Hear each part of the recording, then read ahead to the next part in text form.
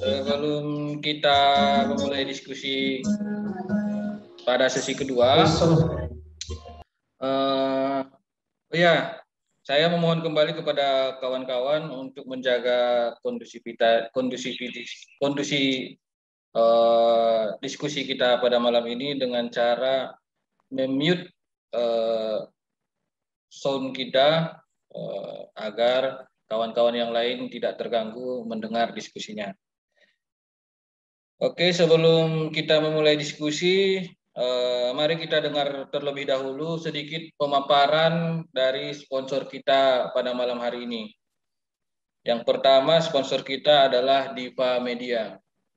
Nah, kenapa peternakan seperti kita ini tertarik oleh Diva Media? Nah, silakan Bang Yudi. Bang Yudhistira. Ya, Dok, terima kasih. Silakan kami berikan waktu dan kesempatannya, Bang. Oke, Dok, boleh share screen buka web kita, Dok? Share screen buka web, tunggu Bang ya. Oke. Ya, sebelumnya saya perkenalkan diri, nama saya Yudhistira ya. Saya merupakan peternak pemula ya.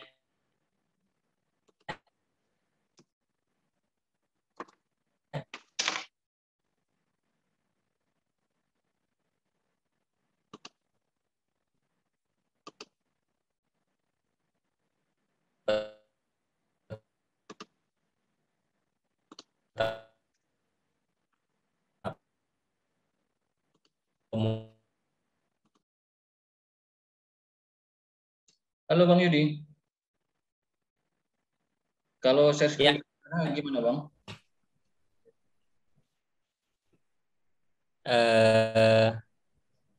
Halo Dok, dengar Dok? Ya.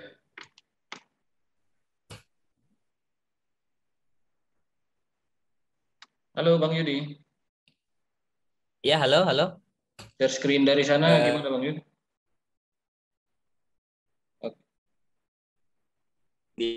Diizinkan untuk share screen. Najam, gimana Najam? Dok, diizinkan? Sinyal merah ini Dok. Iya. Bentar ya. Nah, ya inilah dia kalau kita berhubungan dengan jaringan ya. Terpengaruh juga Dok. Lokasi itu gimana pun memang berpengaruh. Iya. Atau Bang Yud, mohon dijelaskan sekilas Bang. Ya, oke. Jadi Diva Media di sini sebenarnya merupakan usaha saya sejak tahun 2009 ya. Sudah lama berdiri ya, sudah 10 tahun lebih, yang dimana kita punya layanan itu adalah untuk utamanya adalah untuk pembuatan software ya. Pembuatan software baik itu web desktop dan juga ada mobile. Dan juga ada solusi-solusi jaringan yang bisa disampaikan ya nantinya. Bisa kunjungi situs kita di divamedia.com. Jadi ada beberapa program-program yang rencananya akan saya launching untuk membantu teman-teman kita peternak dalam menjalankan usaha peternakannya. Ada satu yang sangat ingin saya buat saat ini adalah seperti tadi kata Pak Dolo, itu ada tentang recording ya. Itu saya berencana untuk membangun sistem recording dengan beberapa teman yang ada di sini untuk nanti bisa dipakai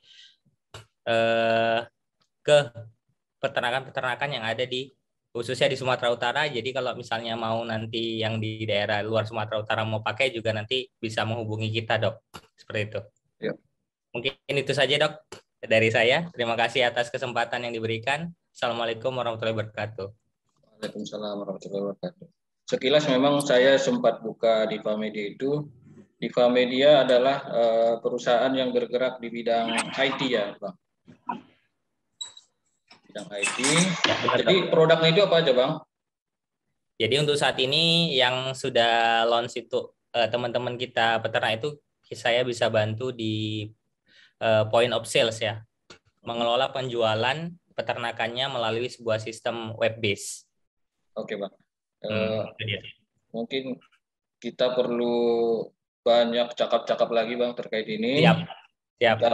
Kita ciptakan semacam marketplace jadinya. Betul, itu pun juga bisa Dok ke depannya, atau juga misalnya ada yang mau sharing tentang digital marketing dalam usaha di peternakan ini, contoh nih akikah ya kan, ada juga kita main di susu kambing, nanti boleh sharing ya, nanti bisa dibagiin nomor saya Dok ke teman-teman sekalian. Terima kasih. Nanti kita bagikan ke kawan-kawan yang ngisi absensi, dikirim melalui email Bang. Siap, siap. Oke Dok. Terima kasih Dok. Sedikit diskusi Bang Yud, potensinya nanti ini kan kita ketahui bahwa antara Sumatera Utara dan Jawa terjadi pergeseran atau jual beli ternak, baik itu kambing atau domba, dari Sumatera atau ke Jawa ataupun sebaliknya dari Jawa ke Sumatera. Nah ini harapannya semuanya ini kita data dengan baik dan kita kelola bersama dengan baik. Bisa Dok. Nah selanjutnya terima kasih Bang Yudi. Ya sama-sama Dok. Selanjutnya kepada Bang Muslim Sembiring. Bang Muslim Sembiring. Bang Muslim Sembiring. Halo, selamat malam Do Adil. Selamat malam Bang. Iya, jadi terima kasih Do Adil atas kesempatannya. Sedikit berbagi tentang PT Samyu Internasional yang berada di Medan. Jadi PT Samyu ini sebenarnya adalah perusahaan asal dari negeri Cina yang menjual produk-produk feed additif, khususnya bagi teman-teman yang ingin mencampur pakan. Kita ada bermacam-macam premix, tapi sebenarnya saat ini kita masih menyediakan untuk layanan untuk poultry dan swine. Nah, khusus untuk acara Do Adil, ini tadi kita ada produk yang namanya Dergal. Nah, kelebihan dari Dergal ini adalah dia tidak mengandung bahan kimia. Jadi cara kerjanya itu tidak membunuh, tapi kurang lebih seperti laba-laba ya. Dia dibuat seperti jaring laba-laba, sehingga sangat ampuh untuk kutu dan parasit yang lainnya untuk peternakan kambingnya. Jadi kita hanya memperkenalkan itu Do Adil. Untuk konsultasi selanjutnya mungkin nanti bisa menghubungi kita. Mungkin itu aja Do Adil. Oke, terima kasih Bang. Izin diskusi sedikit Bang. Ya. Jadi produknya yang kita tampilkan tadi itu sebenarnya masuknya desinfektan atau masuknya ke antiparasit Bang? Antiparasit Do Adil. Antiparasit yang disemprotkan ke lingkungan, misalnya ke kandang gitu Bang ya? Ke kandang dan ke ternaknya Do Adil. Langsung ke ternaknya Bang? Kontak langsung? Bisa Do Adil. Di situ tadi di video kita lampirkan, itu disemprotkan ke ayam. Aman Do Adil. Oke Bang. Oke, terima kasih Bang Muslim. Ya, sama-sama Do Adil. Selamat malam. Assalamualaikum warahmatullahi wabarakatuh. Waalaikumsalam warahmatullahi wabarakatuh. Mohon izin kepada Bapak Ibu, saya ingatkan kembali untuk mengisi absensi yang sudah kita kirimkan ke chat di Zoom ini.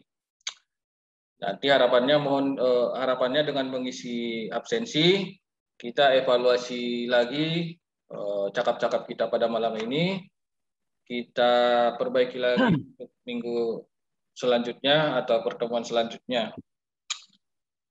Nah, sesi tanya jawab, kita sudah masuk ke sesi tanya jawab. Pak Dolok. Ya, siapa? Ya. Ini ada beberapa pertanyaan, Pak. Ada pertanyaan yang sesuai dengan bahasan kita malam ini, dan ada juga pertanyaan yang kurang sesuai menurut saya, Pak. Nah, oke. Mas. Nanti kalau Pak Dolok bersedia jawab sesuai pengalaman, silahkan Pak. Namanya kita cakap-cakap, istilahnya kita ngopi-ngopi, secara virtual, gitulah Pak ya. Atau kita kasih kesempatan kepada kawan-kawan yang ingin bertanya secara langsung, silahkan. Kepada Bapak Ibu yang ingin bertanya secara langsung ke Pak Dolok, satu orang penanya silahkan. Saya bisa. Silahkan sebut nama dan asal. Ya, terima kasih Pak Moderator. Nama saya Parsauran Silalahi di Sumatera Utara juga, di Medan, di kampus tempatnya dulu Pak Dolok kuliah saya. Pertanyaan saya yang pertama mengenai tadi yang komposit sei putih, kan itu ada Santa Croix dengan Sumatera domba Sumatera, kemudian Barbados atau Black Belly tadi ya dengan Sumatera. Pertanyaan pertama adalah yang mana itu yang digunakan menjadi jalur pejantan dan yang mana yang betina. Ya, dari kan tadi ada Santa Croix dan Barbados. Jadi hasil persilangannya dengan yang Sumatera, yang mana nanti menjadi jalur pejantan dan mana jalur betina. Itu yang pertama.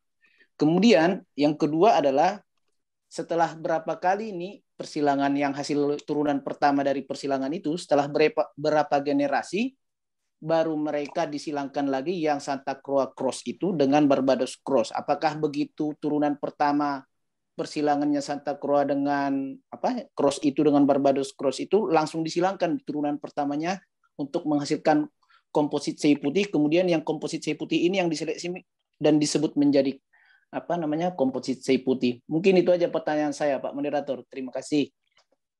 Terima kasih Pak Silalahi. Silakan Pak Dolok. Oke. Nah, ini pertanyaan ini memang di dalam. Oke, terima kasih kepada Abang Anda, Parsauran Silalahi. Nah, ini pertanyaannya memang Siap. di dalam poinnya tadi sudah dilakukan di situ. Setelah muncul Santa Croix kita selangkat ini, Santa Croix-nya ini kan murni ternak yang dimasukkan dari luar. Nah, ini setelah terjadi cross Santa Croix dengan lokal Sumatera, kemudian di dalam bentuk pemaparan itu kan ada di situ interse. Di inters F1, F2, dan F3. Berarti dibutuhkan 3 generasi. Di dalam bentuk 3 generasi ini kan sifat-sifat yang muncul secara teori yang muncul kan bervariasi. Nah, jadi yang kita ambil di sini variasi mana kira-kira yang paling produktif di F1 di inters ya. Setelah inters ini kan sudah yang dinamakan Santa Croix Cross. Ini kan sudah Cross. Iya, itu 3 generasi. Ya, kita inters sampai 3 generasi. Kemudian mana yang paling menonjol itu yang kita ambil. Nah, dan di sini kan pada saat waktu melaksanakan cross pertama, F1-nya, ke F2 kan kita tetap ikuti. Karena maklum, sebenarnya kalau dari segi bentuk ini kan kebetulan ternaknya juga banyak, makanya teori peluang untuk mendapatkan semakin cepat. Nah, itulah sampai di cross yang ketiga. Kemudian setelah jumpa di cross ketiga, demikian juga yang Barbadosnya. Yang Barbados Black Belly, kita cross dengan lokal Sumatera, itu filosofinya sama, 3 generasi. Nah, makanya memang di sini, kalau Barbados awalnya yang kita masukkan itu adalah dalam bentuk straw. Dan ini kita kan pada saat waktu pembentukan silangan pertama itu dalam bentuk IB. Namanya yang IB transuteri. Nah, jadi kita langsung melalui pembedaan dengan bantuan alat laparoskopi. Nah, itulah setelah muncul di cross itu muncul sampai 3 generasi. Artinya kita sama. Mana kira-kira yang menonjol? Kemudian karena sudah dapat yang menonjol di situ, baru kita silakan dengan Barbados Cross dengan Santa Croix Cross. Dan ini pun tetap kita lakukan pengamatan sampai 3 generasi. Kalau menurut teori pemulihan untuk menciptakan rumpun baru sebenarnya secara buku harus paling tidak dia dikerjakan 5 generasi. Itu menurut teori buku. teori yang di apa. Tapi kalau dengan saran pakar breeding yang dari Davis University itu sudah bisa cukup, karena ini di ruminansia bisa cukup 3 generasi. Nah, itulah sebagai pesan beliau. Karena juga dia melaksanakan kegiatan itu pada saat itu di Seputi. Nah, itulah sampai terbentuk ke domba komposit Sungai Putih. Kemudian dari segi bentuk penyebarannya, ini banyak dulu kita buat paket dulu. Ada yang dinamakan multiplikasi domba komposit Sungai Putih. Apakah dari paket 1 jantan dengan 5 betina, 1 jantan 10 betina, karena dulu kan ada istilah sistem gaduh. Kalau kita dikasih 10 harus mengembalikan sebanyak 15. Tapi dihitung berdasarkan dari jumlah betina yang diterima. Tapi kalau jantan tetap itu hak sepenuh, dulu namanya subbalai, SRCRSP, sepenuhnya. Karena itu setiap saat harus diganti untuk menghindari kawin sedara. Nah, itulah kira-kira kronologisnya. Apakah seperti pertanyaan perseorangan tadi, apakah sifat jantan dan betinanya? Karena itu secara otomatis dari turunan itulah yang kita kerjakan untuk seleksi pengambilan jantan dan betina. Dan di sini apakah terjadi kawin sedara? Itu yang saya bilang tadi. Karena kita juga menggunakan database dulu dalam bentuk pendataan dulu kita pakai sistemnya sistem RBase. Kalau misalnya pakai program RBase ini, kalau misalnya kita silangkan, kita ada hitungannya di situ dalam 6 generasi. Kalau dia masih sebelum 6 generasi, kalau ketemu kalau ketemu kawin sedara sampai 6 generasi, program itu langsung nolak. Makanya tetap dibuat programnya itu ada program tidak layak gitu ya. Tapi tetap dikoordinir sistem pendataan sehingga memang kecil kemungkinan pada saat pembentukan dulu itu tidak terjadi kawin sedara karena termasuk dulu materinya banyak. Oke, itulah kira-kira bentuknya untuk dari segi bentuk pemilihan daripada alur pemilihan jantan dan betina. Dan itu memang sudah artinya mana yang kita unggulkan, itulah yang kita ambil. Kenapa yang muncul ini ya sebagai tambahan, tadi juga kurang lengkap saya sampaikan. Pada saat pembentukan komposit Sungai Putih ini, dulu ada tetap sumber genetik lokal kita itu yang ada yang resmi pada saat itu di Indonesia itu ada sebenarnya tiga rumpun. Itu adalah di samping domba ekor tipis ada 2 lagi. Kemudian sifat genetik yang memiliki dari domba ekor gemuk. Itu dulu tetap kita kerjakan pelaksanaannya di sini, termasuk domba Garut. 1986. Kemudian kita menghasilkan paket gaduhannya itu mulai dari tahun 90. Kita buat berdampingan yang memiliki sifat genotip lokal Sumatera, domba ekor tipis, kemudian yang memiliki sifat genetik dari ekor gemuk, kemudian yang memiliki sifat genetik domba Garut, ini berdampingan kita buat. Jadi artinya bukan hanya domba ekor tipis dulu kita kerjakan, yang dikerjakan di Sungai Putih, ekor gemuk sudah, Garut sudah, itu kita buat dipaketkan di masyarakat. Karena tolak ukurnya adalah masyarakat. Berhasilkah masyarakat itu mana yang lebih layak? Artinya kalau secara penelitian pasti akan kita bilang ini banyak asumsi-asumsi. Tapi jawaban ini adalah kelayakan yang kita sebar, bibit tebar adalah bagaimana sebenarnya pengguna di lapangan. Karena kita buat berdampingan yang memiliki sifat ekor gemuk, sifat Garut yang disilangkan tadi ya Santa Croix dengan Barbados Belly.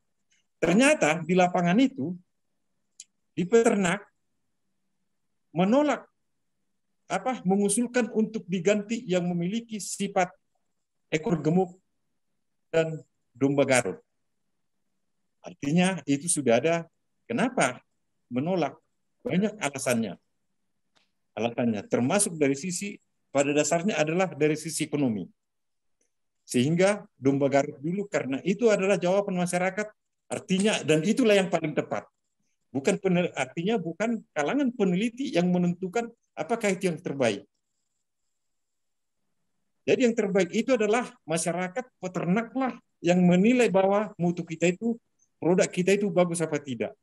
Sehingga semua yang memiliki domba ekor tipis, domba Garut, sifat genetik yang kita ambil dari Garut, dengan domba ekor gemuk, kita tarik kembali. Nah, itulah kenapa kelemahan daripada domba ini sudah ada kita dapat, artinya sudah kita dapat di lapangan. Apakah kalau dari domba ekor gemuk, itu umumnya rata-rata breeding efisiensi, artinya lambing intervalnya sampai 10 bulan. Karena apa? Mungkin dipengaruhi oleh pangkal ekor yang tebal. Susah untuk kawin. Kemudian dari domba sifat Garut. Kalau udah sifat Garut adalah yang dihindari di sini adalah pada dasarnya dulunya adalah tanduk. Nah, tapi kalau mungkin lebih trennya sekarang, itu bervariasi. Makanya pada saat tahun 90-an ke sekarang ini, ada saya lihat perubahan daripada orang-orang tertentu. Nah, kemudian kenapa pada saat itu ditolak Garut? Namanya sifat Garut ini kan sistemnya berantam. Kemudian kandang itu paling sering rusak. Tapi kalau belaga antara Garut dengan yang memiliki sifat Garut dengan domba ekor tipis, biasanya kalahnya domba Garut. Sudah saya lihat sendiri kebetulan yang memiliki sifat Garut jantannya. Nah, makanya kita tariklah semua ini. Dan apa alasan yang paling mendetail di masyarakat pada saat itu di peternak, lebih untung yang memiliki sifat domba ekor tipis lokal Sumatera, karena uangnya langsung nyata. Kalau untuk tanduk, menciptakan tanduk, kita memang ciptakan tanduk. Tanduk itu kan cuma sekali-sekalinya keperluannya. Ini kalau datang pembeli, lebih banyak untungnya yang jual dalam bentuk jumlah banyak. Nah, itulah alasan daripada peternaknya. Kalau untuk yang itulah artinya kita simpulkanlah yang memiliki sifat dari domba ekor tipis yang umumnya artinya kita coba untuk menghindari tanduk. Itulah artinya kita ambillah kesimpulan, diusahakan kalau bisa domba komposit Sungai Putih itu, artinya ini dari kesimpulan dari masyarakat, diusahakan tidak memiliki tanduk. Itulah kira-kira bentuk gambarannya, Bang Perseoran.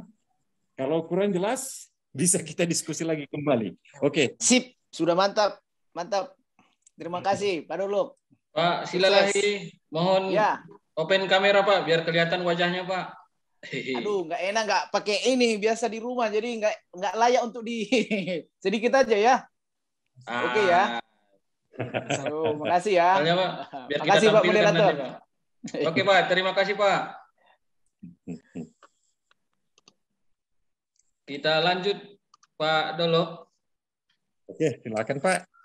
Ini ada beberapa kawan-kawan yang nanya, cuman yang nggak sesuai sama bahasan kita malam ini.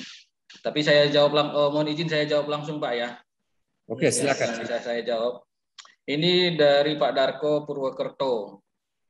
Dia menanyakan obat cacing yang aman digunakan untuk kambing atau domba yang bunting. Nah, menurut pengalaman saya sebagai dokter hewan, obat cacing yang aman untuk kambing domba yang bunting, termasuk juga sapi, adalah obat cacing yang bahan dasarnya adalah oxbendazole. Kalau albendazole, menurut saya itu kurang aman bagi ternak yang bunting. Kemudian Pak Dolok, ini ada Rashid dari Deli Serdang. Pak Rashid ini mau buka breeding domba di daerah pedalaman di Kabupaten Mandailing Natal, Sumatera Utara. Bagaimana mensiasati pemberian pakan jika yang tersedia cuma hijauan saja atau full pakcong? Nah, mohon izin Pak Dolok. Oke. Oke. Jadi rencananya Pak Rasid bisa berbicara sedikit dengan Pak Rasidnya ini. Pak Rashid Halo, selamat malam. Silakan di monitor. Pak Rashid, monitor. Ya Bang. Nah, silakan Bang. Diskusi dengan Pak Dolok. Oke, salam kenal ya Pak Rasid ya. Salam kenal Oke, Pak. rencana kita di mana rencana mau dikembangkan? Mandailing Natal di mananya? Di Natal Pak, jauh pedalaman. Oh, udah kita sampai Singkuang, Sikara, Sinunukan. Lewat Singkuang, lewat lagi ke dalam sana lagi. Lewat Singkuang. Jalan darat nggak ada ke sana, kita cuma naik bot itu 4 jam ke dalam sana. Oh, karena saya sampai Singkuang kita sering dengan melalui orang transmigrasi. Lewat situlah, lewat Singkuang lagi ke sana kita naik perahu lagi 4 jam. Oke, jadi gini dia Pak. Sebenarnya itu tidak ada masalah Pak. Yang penting kecukupan hijauannya. Kalau cukup hijauan, itu tidak ada masalah Pak. Karena pada dasarnya kan domba, ruminansia, makanan pokoknya sama dengan hijauan. Coba, kalau misalnya di daerah sana, lewat Singkuang sana, kambing kan banyak. Itulah contohnya. Makanya itu, apakah di sana ada pakan tambahan selain daripada hijauan? Tidak kan? Makanya kan ada rencana kita sebenarnya di dalam penetapan rumpun, sudah kita usulkan memang kambing Madinah, Natal, yang di daerah Singkuang itu kita pelajari. Karena yang di sana kemungkinan besar itu adalah kambing yang ada di sana, persilangan antara kambing kacang dengan kambing hutan. Makanya lain. Sebenarnya itu cukup. Apalagi odot. Apalagi apa? Pacong, odot. Tapi ada apanya? Ini rencananya domba apa kambing? Domba Pak. Domba. Apalagi domba. Coba Bapak lihat dulu bertebar sudah di daerah Singkuang itu. Udah banyak kan apa daerah pajak itu? Karena sudah banyak. Bebas semua Pak. Rencana ini mau di kandang kita. Oke, nggak ada masalah. Kalau di sana kan dia bebas bertebaran di kampung tuh. Jadi mau kita arahkan, dikandangkan seperti itu. Yang penting cukup hijauannya Pak. Artinya itu tadi yang saya bilang, bangun dulu padang rumputnya, kemudian bangun padang baru masukkan ternaknya, nggak ada masalah. Itu tapi dengan syarat jumlah pakan sama seperti yang disampaikan minggu lalu, yang dibilang Pak Hengki Ginting, berapa kebutuhan makanan yang terintake, ya kan? Terintake seekor kambing atau domba itu berdasarkan bobot badannya atau 10%. Minimal 10% terintake, termakan. Itulah yang harus kita siapkan jumlah makanan di situ. Kemudian apalagi selain kalau kita misalnya hanya memasukkan hijauan, perlu kita siasati dari mana sumber mineralnya. Mineral lah yang perlu kita tambah. Apakah kita bentuk mineral blok? Atau itulah artinya tetap harus kita subsidi, kasih tambahan mineral, terutama untuk kalsium. Tapi kalau fosfor sebenarnya tidak begitu masalah, karena itu kan daerah lahan basah ya, lahan asam. Kalau di lahan asam itu kaya dengan fosfor. Kalau lahan asam. Tapi kalau dia lahan asam, minim dia dengan kalsiumnya. Makanya yang diperlukan sama dengan kalsium. Itulah kira-kira bentuk gambarannya parasit. Oke, kira-kira kurang jelas. Bisa kita artinya bisa tanya diskusi lebih mendetail apakah melalui EA atau segala macam banyak. Artinya bila disiapkan makanan dari hijauan pasti cukup. Kemudian harus disiasati pola pemberian pakan. Bagaimana untuk mensiasati pakannya? Kalau misalnya tadi kebutuhan 10%, Berapa kali sebenarnya frekuensi pemberian makannya? Kalau dia di dalam kandang terus, paling tidak pemberiannya 3 kali di dalam 1 hari. Kenapa? Pagi 3 kali, minimal 3 kali. Kalau kita kasih langpluk sekali makan, yang 10% tadi itu tidak termakan. Itu tidak termakan. Kenapa tidak termakan? Pada saat dia makan, kalau kita ikuti dengan tingkah laku domba memakan, itu dalam tempo 1 jam udah makan. Pada saat dia makan, dia kan mengeluarkan salipari. Dia kan mengeluarkan salipari di rumput. Kemudian sudah terkontaminasi saliparinya, air liurnya di situ, dia tidak akan mau lagi makan. Makanya harus kita siasati, dibagi 3 jumlah makanan kebutuhannya itu. Itu dia filosofi untuk mensiasati. Oke, itulah bentuk kira-kira sebagai jawabannya, Pak Rasid.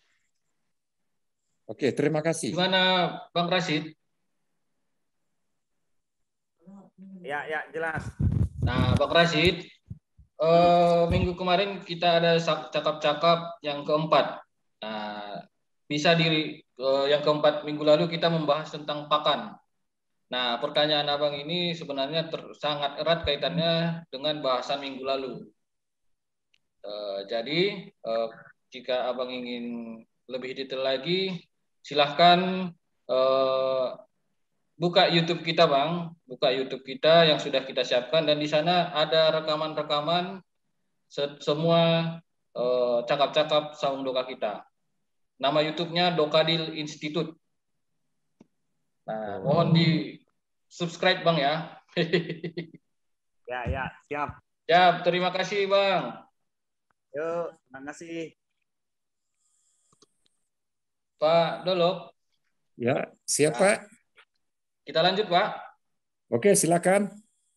Ini ada Pak dari Anto Wicaksono dari Kendal, Jawa Tengah. Pertanyaan beliau ini Pak, ada 2 pertanyaan beliau Pak. Ya, silakan. Ketika beranak kedua dan induknya jelek, apakah anaknya bisa dipelihara atau juga harus dikeluarkan? Ini pertanyaan pertama Pak. Satu-satu dulu kita Pak ya. Lanjut aja yang keduanya. Nah, yang kedua, untuk kambing dan domba pada umur berapa potensi genetik bisa terlihat atau sepenuhnya muncul? Oke. Itu dari Pak Anto Wicaksono dari Kendal, Jawa Tengah. Oke, Pak Anto Wicaksono, salam kenal ya. Oke, ini beranak yang pertama, yang kedua. Sebenarnya penampilan anak itu adalah ditentukan, filosofinya ya, penampilan anak itu ditentukan oleh induk itu sendiri. Artinya itu kan pengaruh genetik. Kenapa penampilan penampilan induknya bagus?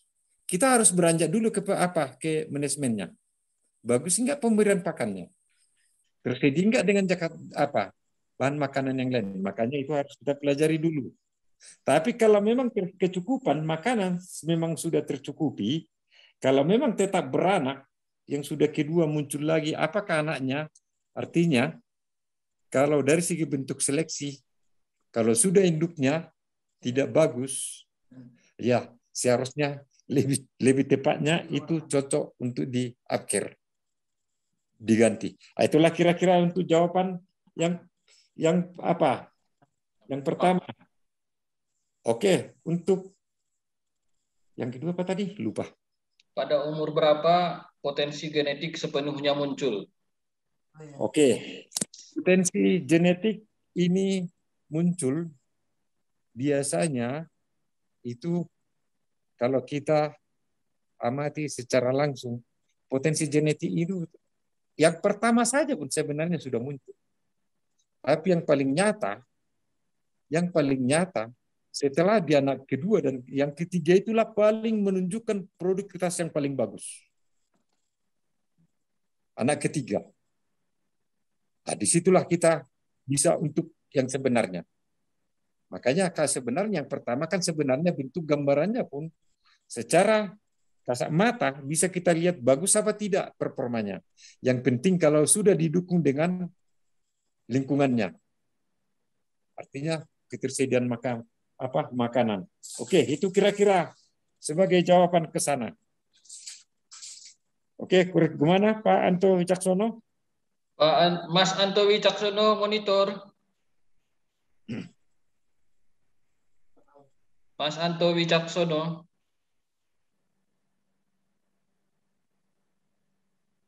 Mas Anto Wicaksono. Iya. Monitor Mas, silahkan. Gimana Mas?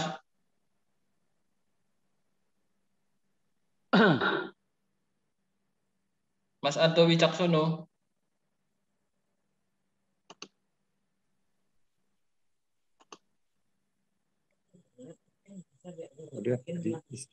Mungkin sudah live kali Pak ya. Oke, jadi Pak Anto Wicaksono nanti bisa didengar melalui YouTube ya. Oh, masih ada ini, Pak. Mas Anto Wicaksono, silakan Mas monitor. Mohon buka kameranya juga, Mas. Juga di unmute.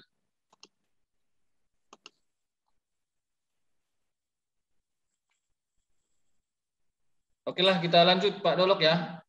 Oke, silakan. Ya. Biar tidak berpanjang-panjang lagi. Kemudian ini Pak Dolok ada dari Tuntungan Medan. Ada Den Wahyudi. Izin bertanya Pak Dolok, gimana ciri indukan yang bisa kita pakai buat breeding yang dikategorikan bagus? Nah. Oke. Oke, udah bisa saya jawab? Boleh Pak, silakan Pak. Yang dikategorikan bagus ini sebenarnya performa ukuran tubuh artinya sudah simetris semuanya. Mulai dari punggung, bentuk kaki yang lurus, dari tumit, artinya sudah artinya di PowerPoint tadi juga sudah jelas saya sampaikan tadi di situ. Punggung lurus, kemudian kaki lurus, tumit tinggi, kemudian rongga pelvis lebih lebar. Kemudian dada lebih menonjol ke depan. Itulah kira-kira apa. Kemudian dari segi bentuk bulu. Ini bentuk bulu ini bisa nanti akibat pengaruh makanan atau mineral segala macam. Yang jelas bulu mengkilap. Itulah kira-kira bentuk jawabannya. Oke, gimana? Gimana Bang Den Wahyudi? Monitor.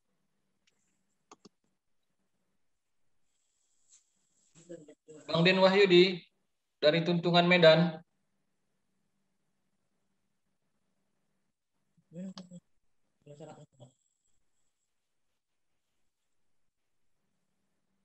Malu-malu kayaknya Pak Dolok untuk monitor.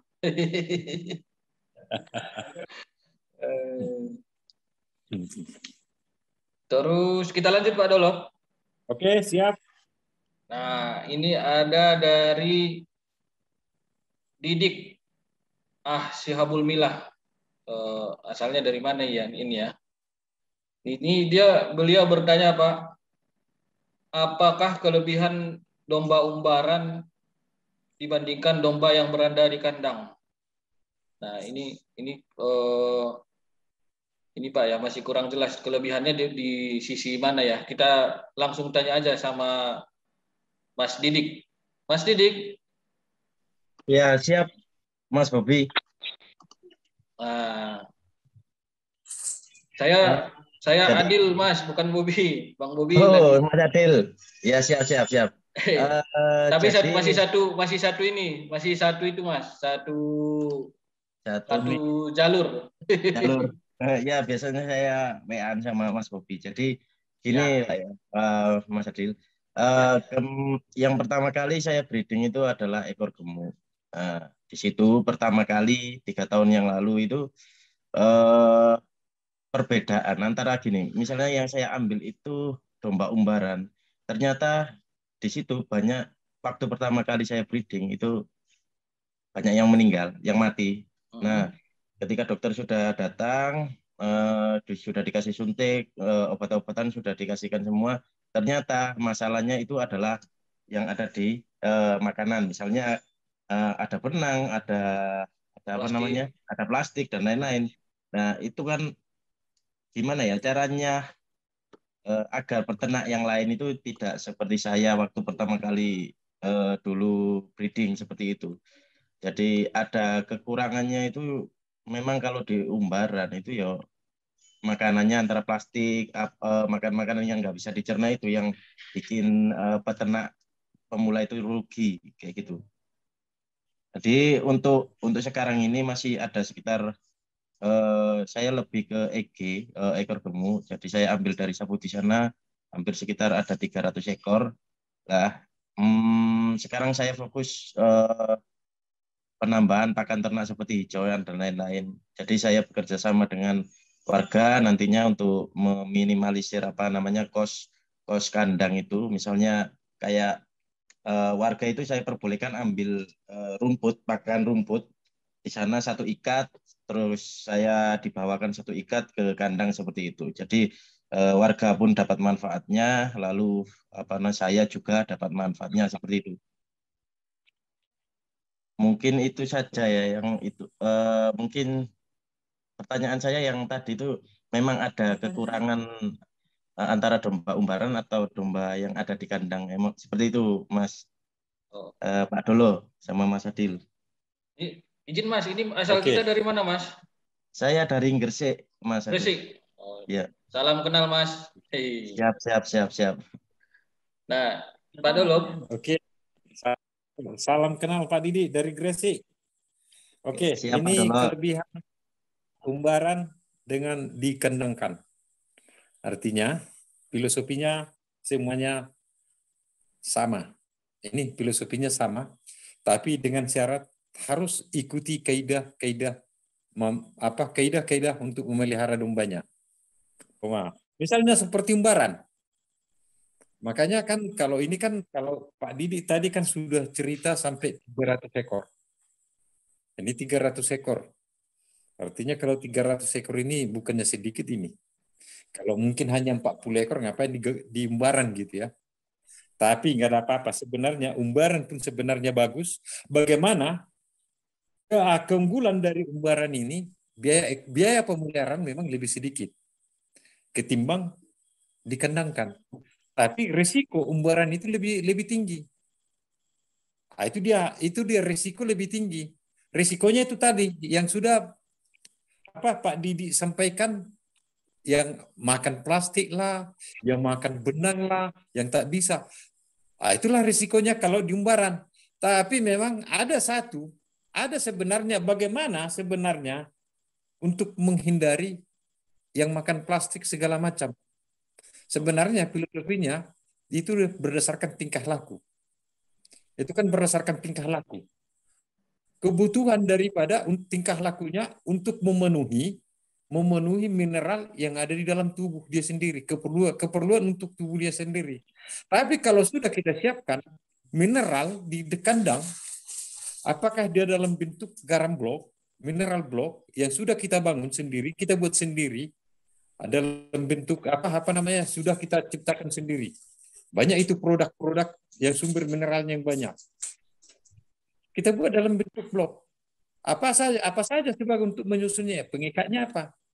Nah, itu bedanya kalau untuk kambing domba, kita pakai pengikatnya sama dengan semen. Jangan lebih dari 10%. Pengikatnya pakai semen. Kita campur di situ, nggak ada garam, ada ultra mineralnya. Ada mineralnya lah. Tapi jangan lewat dari 10%. Tapi kalau untuk kerbau boleh lebih. Nah, itu dia. Kita buat pengikatnya. Atau mineral yang sudah jadi. Yang sudah terbentuk. Sama seperti yang dipasarkan oleh Pak Bobi, Dr. Juan Bobi. Mineral yang kalau itu sudah digantungkan, yakin bahwa domba di umbaran itu tidak akan mungkin lagi mau makan plastik, tidak akan mungkin lagi mencari mineral. Itu dia filosofinya ya. Atau Siap, tanpa siap. itu bisa langsung di tempat makannya, setelah pulang dari umbaran, siapkan mineral, taruh di tempat makan. Apakah dalam bentuk, tapi usahakan dia, apakah dia apa, jangan dicampur dengan air, karena mineral dengan air belum tentu bisa larut. Buat aja dalam bentuk kering. Itulah kira-kira untuk menghindari daripada makan plastik. Itu kira-kira jawabannya, Pak Didi ya dari Kres. Siap. Kira. Siap. Terima kasih Pak Dolok. Salam kenal. Salam kenal. Terima kasih. Kayaknya enak banget ini kopinya Mas Didi. Terima kasih Mas Didi. Siap, Mas Adil. Pak Dolok, kita lanjut Pak Dolok. Ya. Ini dari Pak Saragi ini Pak, kawan kita. Pak Jaya Saragi dari Simalungun, Sumatera Utara. Nah, kita kan Pak udah cerita breeding tadi. Mudah-mudahan berhasil breeding kita. Nah, beliau melanjut bertanya, kalau breeding kita sudah berhasil, itu kan artinya sudah bunting Pak, tandanya bunting. Kalau breeding kita berhasil. Nah, Pak Jaya Saragi bertanya, bagaimana mengetahui kebuntingan domba kambing? Mungkin ini penjelasannya dari secara kasat mata Pak ya. Artinya yang bisa dilihat dengan mata. Oke. Ini kalau misalnya kalau kita lihat apakah ini domba diri, apakah itu sudah indukan? Nah, ini sebenarnya kalau biasanya kalau hamil 1 bulan memang paling susah untuk deteksinya. Tapi itu pun kalau memiliki indera keenam barangkali bisa juga dapat ini. Tapi yang jelas, salam kenal juga Pak Saragi yang dari Simalungun. Pak Jaya Saragi monitor Pak. Pak Jaya Saragi. Pak Jaya Saragi rajin ini Pak. Kawan, ya, betul. Kawan dekat kita juga Pak. Iya. Pak Saragi. Oke. Atau mungkin dilanjut aja lah Pak Dolok. Jadi gini dia, untuk apa biasanya kalau umur 1 bulan itu memang agak susah. Tapi kalau sudah 2 bulan, ini kan gini. Kalau kebuntingan 2 bulan, ini kan anak kan masih tetap netek ya. Ini kan masih netek ini. Artinya 3 bulan ketiga lah ini. 1 bulan lagi lah ini terakhir akan pisah dengan anak. Lepas sapi kan 3 bulan. Andai kata 1 bulan habis itu minta kawin, kalau 2 bulan berarti bulan-bulan terakhirlah perpisahan memisahkan anak dengan induk. Sebenarnya kalau mau lihat di sini, itu Pak Saragi ini sebenarnya kalau dihubungkan dengan ada istilah si baso di daerah Simalungun itu, ada sebenarnya pakai peraba. Ini tradisi. Itu saya rasa Pak Saragi tahunya ini. Itu mencabut bulu di leher. Nah, itu berdasarkan apa? Artinya ini ilmu yang turun-temurun. Ini ilmu turun-temurun yang dari nenek moyang kita. Di samping itu artinya ilmu yang turun-temurun dari nenek moyang kita, kalau kita cabut di bulu leher, kalau dia banyak rontoknya berarti dia sudah bunting. Kemudian kalau misalnya andai kata itu sebagai pendeteksi untuk yang kehamilan 2 bulan ke atas, itu bisa kita lihat di pangkal di dalamnya ambing. Artinya ambing kan bagian bawah dengan bagian atasnya. Di bagian atasnya itu ada tersendiri di situ bentuk gumpalan yang lebih menonjol. Menonjol ya Pak. Artinya ada itulah dia kira-kira untuk mendeteksi 2 bulan sampai 3 bulan dan seterusnya. Kalau sudah 3 bulan, kehamilan 3 bulan itu ditunjukkan oleh alat kelamin yang sudah semakin kecil. 3 ke 4 bulan itu akan semakin kecil alat kelaminnya. Itu lihat dia tanda-tanda untuk memperlihatkan bahwa dia bunting apa tidak. Tapi lihat alat kelaminnya mengecil arah ke atas apa tidak. Kalau dia arah ke atas besar kemungkinan bahwa itu adalah majir. Melebihi menjual itu dia kira-kira. Tapi kalau dia rata mengecil, berarti dia sudah bunting. Itulah kira-kira jawabannya. Ini saya teringat jadi pertanyaan Pak Saragi di WA Group. Apakah domba itu dicukur apa tidak katanya? Pertanyaannya dulu di WA Group. Iya Pak. Masih ingat saya Pak. Saya ingat itu. Apakah wajib domba itu bulunya dicukur? Sebenarnya tergantung kepada permintaan kitanya itu, kebutuhan kita. Dicukur apa tidak sebenarnya bisa, makanya kita lihat jenisnya apa. Kalau kita misalnya kita pelihara yang persilangan dari merino segala macam, ada sebenarnya teknik bagaimana untuk menghalangi pertumbuhan bulu. Termasuk di domba komposit Delser kita juga, komposit Sungai Putih kita juga. Bagaimana untuk menekan pertumbuhan bulunya? Ada. Karena itulah tingkah laku daripada domba yang terutama yang di domba wool sheep. Kalau kita kasih cukup energi, pertumbuhan bulu akan bisa lambat. Akan lambat. Tapi kalau kekurangan energi, bulu akan tumbuh. Karena apa? Karena dibutuhkan energi untuk menutupi daripada permukaan tubuhnya sendiri, untuk tubuhnya sendiri. Itulah dia kira-kira pertanyaan dari Pak Saragi. Apakah itu dicukur dapat tidak? Ya tergantung kesiapan lah. Sebenarnya ada baiknya dicukur untuk menghindari ektoparasit. Itulah kira-kira bentuknya. Oke, silakan Pak Adil. Oke Pak, terima kasih. Ini Pak, lanjut ada masuk Pak Apollo Gultom dari PT Eldira Fauna Asahan, dari Asahan, Sumatera Utara. Pak Apollo Gultom bertanya Pak, pada ternak sapi kan kita sudah familiar sama inseminasi buatan, dan bahkan sekarang sudah transfer embrio malah Pak ya. Iya. Nah, bagaimana menurut Pak Dolok IB perkembangan inseminasi buatan untuk ternak kambing dan domba di Indonesia, termasuk khususnya di Sumatera Utara? Apakah sudah pernah dilakukan di Lolit, Loka Penelitian Kambing Potong C Putih? Nah, yang mana tadi? Tadi apa? Ini ada dua pertanyaan, Pak. Bagaimana menurut Pak Dolok perkembangan inseminasi buatan untuk ternak kambing domba? Nah, pertanyaan kedua, apakah Lolit, Lomba Penelitian Kambing Potong C Putih, apakah sudah pernah melakukan IB? Oke, itu aja pertanyaannya, Pak. Iya, Pak. Oke, jadi gini. Sebenarnya kalau perkembangan inseminasi buatan ini, kalau di Sungai Putih, IB, ini kan kambing dan domba, ini kan IB-nya ini kan ada dua versi. Transcervical dengan transuteri. Kalau umumnya keberhasilan transcervical itu biasanya sekitar 30%-nya itu keberhasilannya. Tapi kalau transuteri itu sampai bisa mencapai sampai 90%.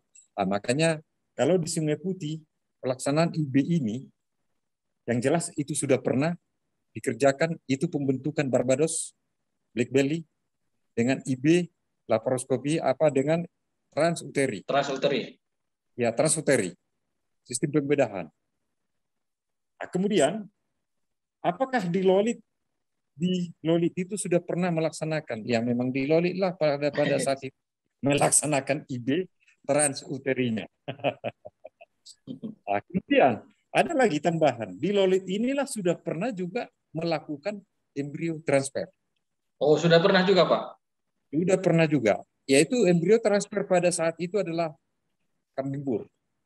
Bur, Pak ya? Ya, kambing bur. Itu tahun 96. Tahun 96? Ya, tahun 96. Jadi Pak, sampai sekarang IB sama transfer embrio ini masih sering digiatkan di Lolit, Pak? Mohon izin petunjuk, Pak.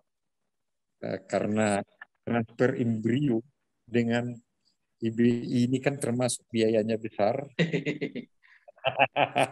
Karena itu jarang digunakan. Dan kalau pakai laparoskopi, alatnya lumayan mahal. Ya. Ya, dan harus memiliki keahlian.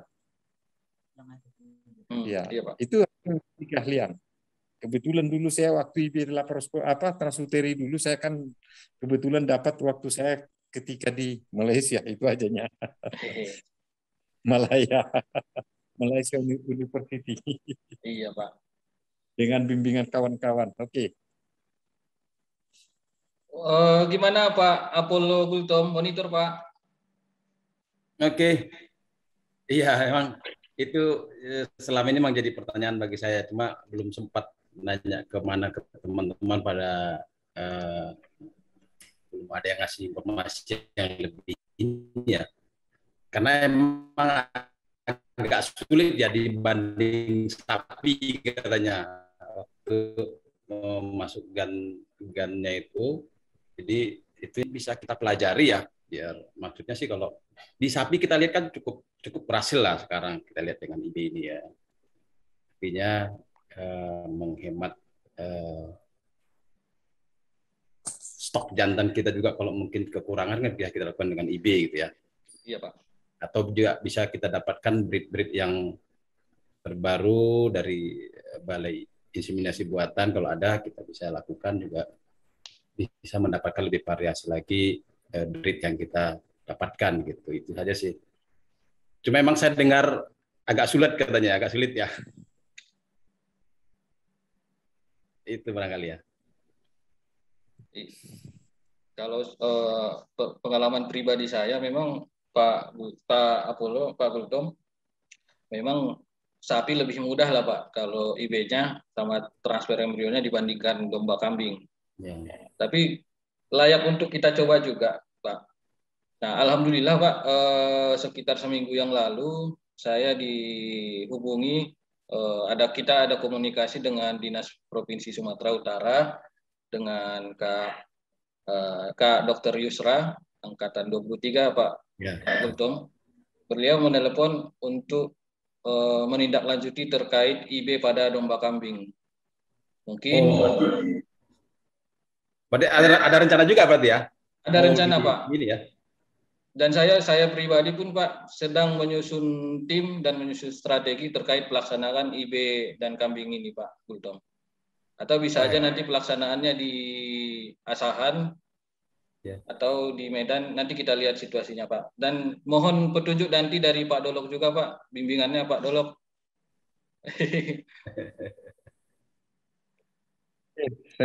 Oke.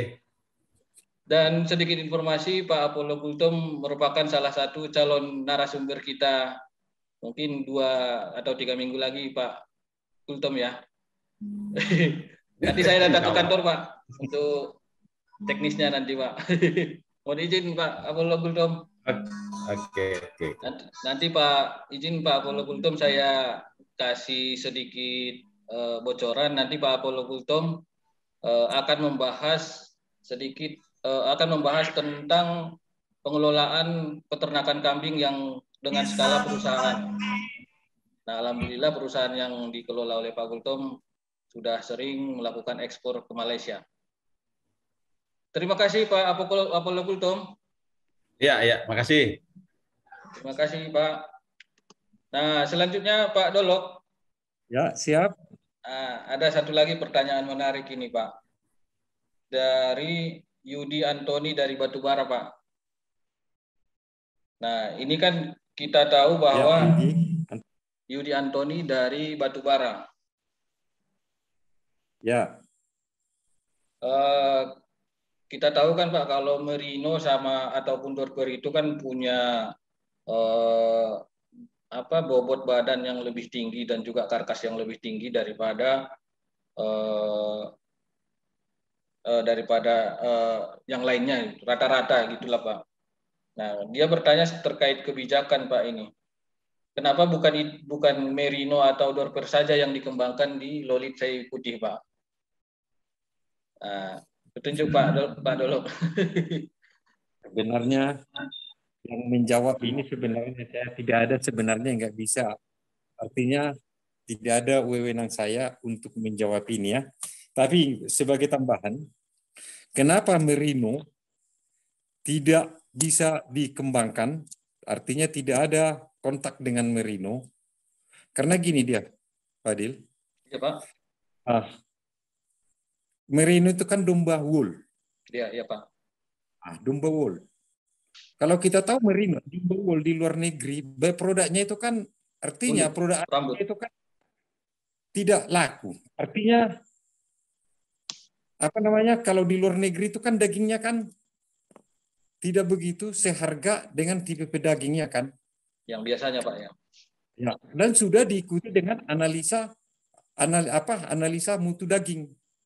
Tapi mungkin kalau diciptakan di Indonesia, berarti kalau di lokal dulunya diciptakan merino di lokal, artinya sudah menantang apa aturan yang berlaku. Kemungkinan ya. Makanya daerah kita kan dihubungkan dengan daerah kita sama dengan daerah tropis. Bukan subtropis. Kemudian kalau menciptakan wool. Yang jelas dari untung artinya kalau yang tren pada saat ini merino memang mutu daging memang ya, tapi kalau dari hasil mutu daging yang jelas kalau ada analisa ke sana kemungkinan besar mutu dagingnya kan kemungkinan lebih rendah dibanding domba pedaging. Itu dia kemungkinannya. Yang jelas itu sudah ada. Kenapa di luar negeri itu kalau sudah penghasil wool itu dagingnya itu biasanya itu byproduct, artinya itu bukan layak konsumsi ya kan? Iya, Pak. Itulah dia dasarnya. Makanya mungkin ke sana juga. Kemudian daerah-daerah kita ini kan itu pengalaman tahun 2000 tahun berapa dulu merino 300 ekor dulu merino di tahun 98 kalau tidak salah. Iya, Pak. Ya, tahun 98 di Serang Bedagi itu sudah ada merino. Di Serge, Pak, ya? Ya, di Serge sudah ada dulu. Tapi itulah nggak ada. Artinya itu nggak bisa booming sampai sekarang. Kemana itu merinonya? Banyak nolak. Dijual kepada agen, kita panggil agen. Belinya tidak laku. Harga laku, tapi harganya lebih turun. Itulah kira-kira bentuknya sebagai pengalaman kita mengamati jenis-jenis domba yang ada di daerah tropis. Tapi mana tahu, ini kan artinya Sumatera Utara kan belum ada mengarah kepada analisa mutu daging. Oke, silakanlah teman-teman untuk mengembangkan merino. Memang kalau dari segi bentuk bobot karkas, memang merino itu jauh lebih tinggi. Tinggi ya, Pak? Ya, lebih tinggi. Lebih tinggi persentase karkasnya. Kalau misalnya kalau dorper kan harus kita akui itu kan tipe penghasil daging. Iya, Pak. Ya, itu kan tipe penghasil daging, bukan penghasil wool. Makanya itu dalam bentuk sejarahnya pun sudah diciptakan di dalam kelompok Hersip. Dorper itu sudah diciptakan di Afrika itu sudah di kelompok Hersip. Itulah kira-kira bentuk jawabannya. Oke, bagaimana Pak Yudi Antoni? Pak Yudi Antoni, monitor. Berarti makasih sebelumnya. Berarti kan di tempat kita ini udah mulai ada perkembangan merino, udah mulai bagus saya lihat di lapangan. Betul tidak, Pak Adit? Ya, kalau di lapangan saya perhatikan bahwa termasuk Sumatera Utara ya, karena kebetulan domisili kita Sumatera Utara, kesehariannya Sumatera Utara, merino malah dijadikan sebagai pedaging. Nah, sementara kata Pak Dolok, merino itu kan sebagai penghasil wool atau bulu atau rambut. Nah, gimana? Oke, ini tambahan Pak ya. Ini bersumber daripada sumber daya genetik ya. Ya Pak. Daya genetik. Sebenarnya kalau dia murni merino, saya yakin Biaya operasionalnya lebih tinggi. Iya Pak. Lebih tinggi. Cuma tidak pernah memperhitungkan Merino itu cross dengan apa di Sumatera Utara. Sama dengan Waringin. Waringin kan memang domba sapol di cross dengan komposit Sungai Putih. Hasilnya bagus. Ya mungkin, makanya kita kadang-kadang tidak bisa membedakan mana cross, mana yang pure-nya. Kalau dia cross dengan komposit Sungai Putih, ya udah pasti jauh lebih bagus. Karena kenapa? Karena sudah 4 sifat genetik yang sudah dipadukan. Nah, itulah pasti jauh lebih bagus. Sama dengan Dorper. Itu kan Dorper, domba wool dengan domba hair. Nah, itu dia filosofinya. Jadi kalau dibilang pure Merino, itulah kasus yang kejadian di Serdang Bedagi. Cuma tidak pernah kita memperhitungkan apa yang kita pelihara, kita bilang itu Merino, bless yang segala macam, kata tidak pernah memperhitungkan crossingnya. Oke, itulah kira-kira jawabannya. Oke, cukup Pak Yudi Antoni, Bang Yudi. Oke, makasih. Oke, terima kasih Bang Yudi Antoni. Kita lanjut Pak Dolok. Oke, siap. Siap, asik.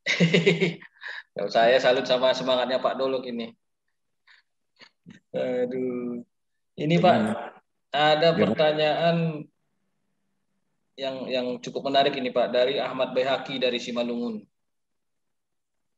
Ahmad Baihaqi dari Simalungun, dengan adanya silsilah gen dalam peternakan, apakah ada pihak atau instansi yang menjaga silsilah gen ini, mulai dari grandparentnya sampai ke final stocknya?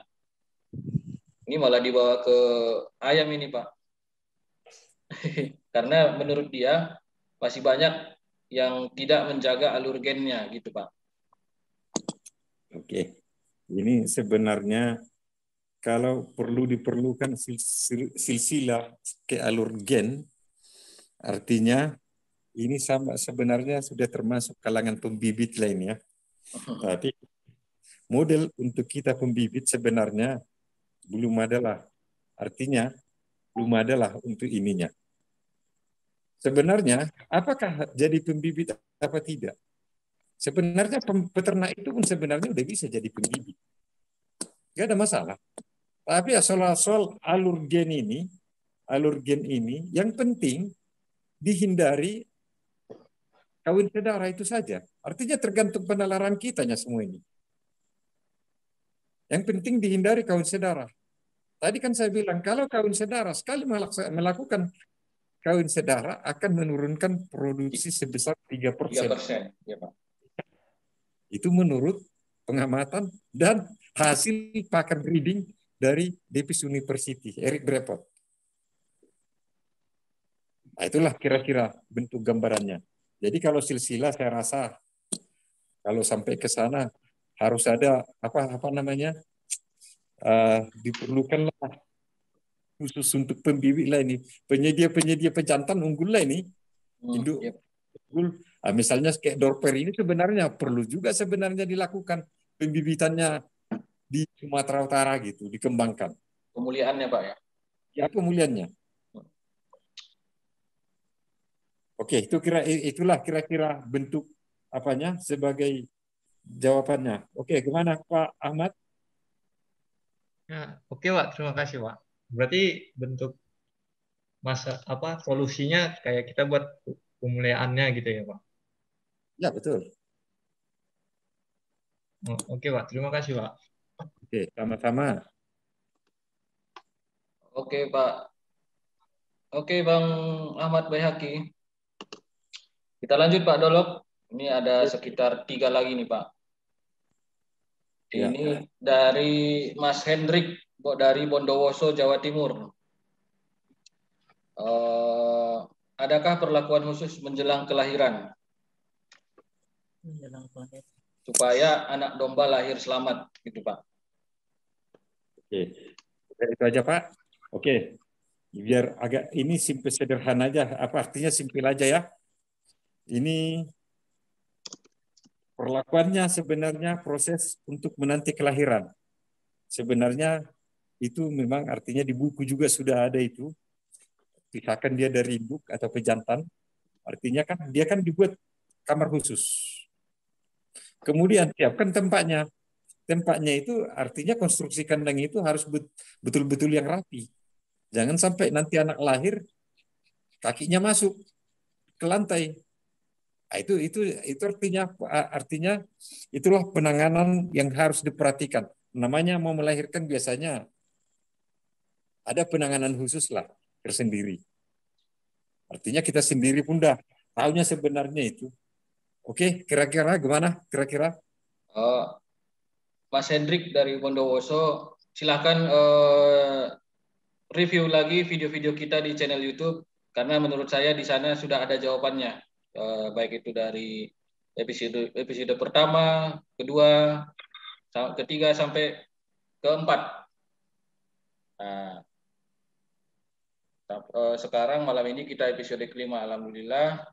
Mudah-mudahan sampai episode lanjut ya Pak Dolok. Ya. Kemudian ini Pak dari Hamzah Tanjung Pura. Beliau bertanya Pak, apakah Lolit kambing sei putih masih ada program gaduh domba?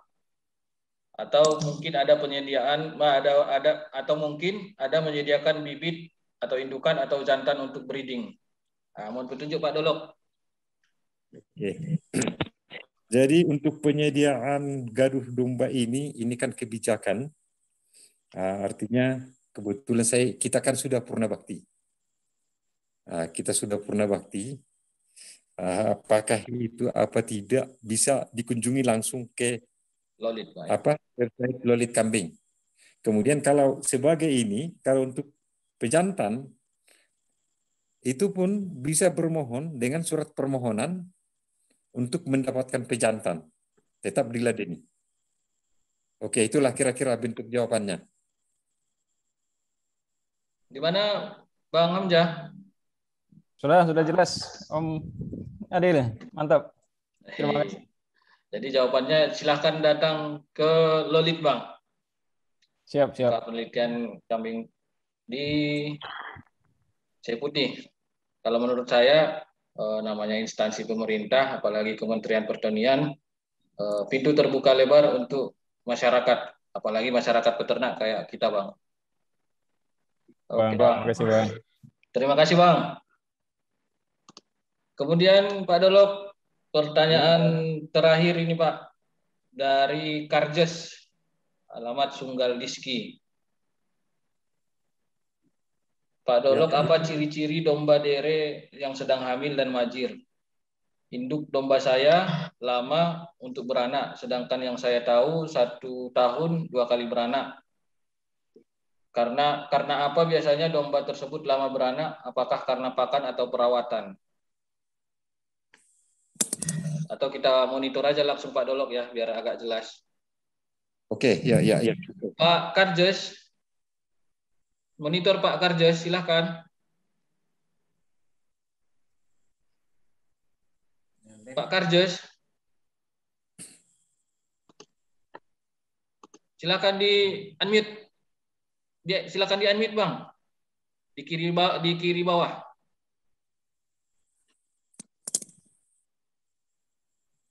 Ayo Bang, ditunggu Bang. Nah ya. Oke. Nah silakan Bang. Pertanyaan saya Pak. Pak Dolok. Halo, ya. Silakan Bang. Pertanyaan saya Pak, ya, domba saya kan induknya lama untuk beranak. Sedangkan yang saya tahu kan 1 tahun 2 kali beranak. Ya. Itu karena faktor pakan apa perawatan, Pak? Oke, itu aja, Pak. Yang satu lagi sama dere, Pak, dere. Oke, siap. Udah, itu saja. Dere bunting. Ya. Oke. Karena Saya kan awam Pak, tahunya saya dulu untuk beternak itu dari YouTube. Jadi untuk mengetahui tentang dere saya kurang memahami. Nah, Bang, silahkan buka YouTube kita Dokadil Institute dan mohon di-subscribe, Bang. Ya. Oke, jadi Silakan, gini Pak dia. Dolok.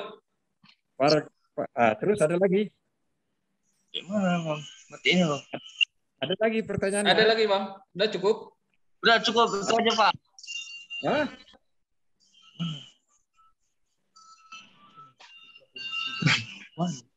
Nah, itu dia, Pak Dolok. Jadi pertanyaannya ciri dere yang sedang bunting sama itu tadi.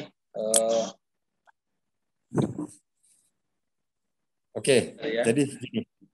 Artinya kalau yang dua pertanyaan, oke gini, ciri-ciri dere bunting. Iya Pak. Oke, kalau ciri-ciri dere yang bunting, ini paling gampang sebenarnya deteksi kebuntingan. Karena belum pernah menyusukan. Itu kita dapat palpasi di ambing. Dia lebih kenyal. Lebih kembung dia Pak ya? Iya, dia kenyal. Pokoknya itu tetek dengan apa, itu kenyal. Itu dere ya. Makanya lebih cepat kita mendeteksi dere bunting dibanding dengan induk yang lagi menyusukan anak. Nah, kemudian induk terlalu lama untuk beranak. Padahal induknya dia bilang sekali 1 tahun 2 kali beranak. Dia bilang kenapa lama kali katanya. Ini sebenarnya kalau memang pertanyaan memang tetap agak lama, ini sebenarnya banyak prosesnya. Sebenarnya ini juga sudah dibahas minggu yang lalu dengan Pak Hengki mengenai nutrisi pada induk. Karena di situ ada istilah pemberian pakan atau plastik. Pakan yang baik. Termasuk pakan yang baik itu bisa menentukan jenis apa pakan plastik kita itu. Bisa di situ terbentuk apakah kita mau lebih banyak anak, apakah bisa menciptakan anaknya jantan lebih banyak. Nah, diperlukan di situ. Makanya kalau dia kelamaan mungkin yang jelas kalau range-nya terlalu jauh sampai sekali dalam 1 tahun tetap beranak, berarti pengaruh nutrisi. Atau ada pengaruh yang lain, faktor yang lain. Faktor yang lain apa? Mungkin kena tanduk atau pernah jatuh sehingga organ reproduksi terganggu. Itu dah dia berdasar filosofinya. Oke, kemana Pak Karjas?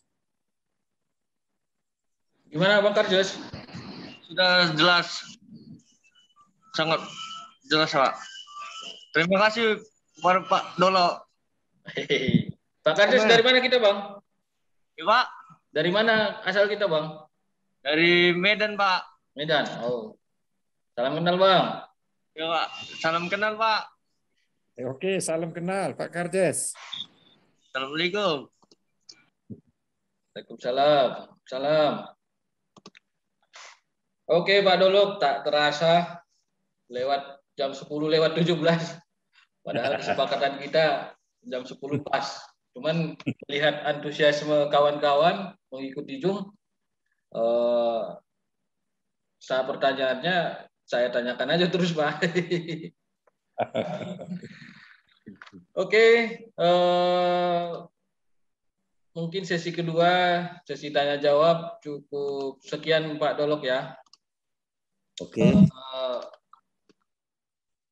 Mungkin kepada kawan-kawan semua, Bapak Ibu, silahkan membuka kameranya untuk membuka kameranya agar kita foto bersama terlebih dahulu. Silakan Bapak Ibu, agar kita foto bersama. Ini ada, kalau saya lihat ada 2 halaman. Ini halaman pertama, sudah sebagian Anda membuka.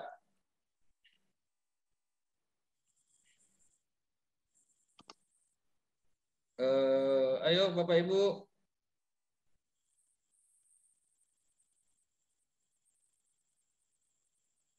Ada Prof. Hasnudi juga. Hei, ada M. Soleh dari Riau. Oke, boleh kita mulai untuk halaman pertama. 3, 2, 1. Oke.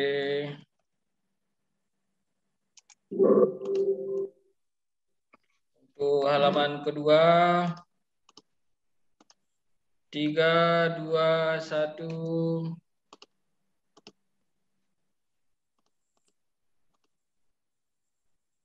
Oke.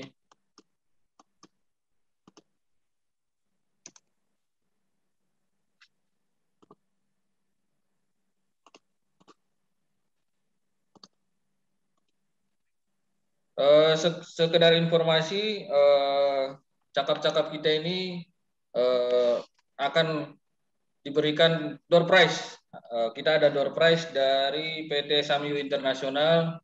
Nah, door prize-nya itu akan dikirim kepada Bapak Ibu yang beruntung. Nanti PT Samyu sendiri yang menentukan siapa yang berhak mendapatkan door prize. Nanti kita kabari melalui email dan kita hubungi lewat kemarin sudah dapat. WA. Sedikit informasi hasil rekaman cakap-cakap kita malam ini bisa kita review kembali. Jadi Bapak Ibu yang putus-putus ataupun yang belum berkesempatan hadir pada cakap-cakap malam ini bisa kembali mereviewnya di channel YouTube yang sudah kita sediakan, yaitu nama channelnya Dokadil Institute. Mohon kiranya kepada Bapak Ibu untuk memberikan like kepada video yang sudah kita unggah, kemudian dan pastikan bahwa Bapak Ibu sudah mensubscribe channel tersebut. Terima kasih yang sebesar-besarnya kepada Pak Dolok yang sudah berkenan untuk berbagi ilmu, informasi, dan pengalamannya di cakap-cakap Saung Doka kita malam ini yang kelima. Terima kasih juga kepada saudara-saudari, Bapak Ibu yang sudah ikut menyimak cakap-cakap malam ini. Insya Allah kita lanjut cakap-cakap yang ke-6 sekitar 2 minggu lagi. Nah, nanti akan kita kabari di media sosial yang sudah kita buat, yaitu di Facebook. Nama Facebooknya adalah Dokadil Ins, Dokadil INS. Kemudian ada juga di Instagram dengan nama Instagramnya @dokadilinstitute. Nah, terima kasih kepada HPDKI Sumatera Utara yang selalu memberikan dukungan terhadap cakap-cakap Saung Doka ini. Kemudian terima kasih kepada sponsor kami malam ini, yaitu Diva Media dan PT Samyu Internasional. Dan terima kasih juga kepada pihak-pihak yang mendukung acara ini yang tak bisa saya sebutkan satu persatu. Jika ada kesalahan saya dan tim buat selama cakap-cakap ini berlangsung, kami mohon maaf dan mohon izin. Wabillahi taufiq wal hidayah. Wassalamualaikum warahmatullahi wabarakatuh. Selamat malam, salam sejahtera untuk kita semua, salam sehat. Selamat malam. Waalaikumsalam.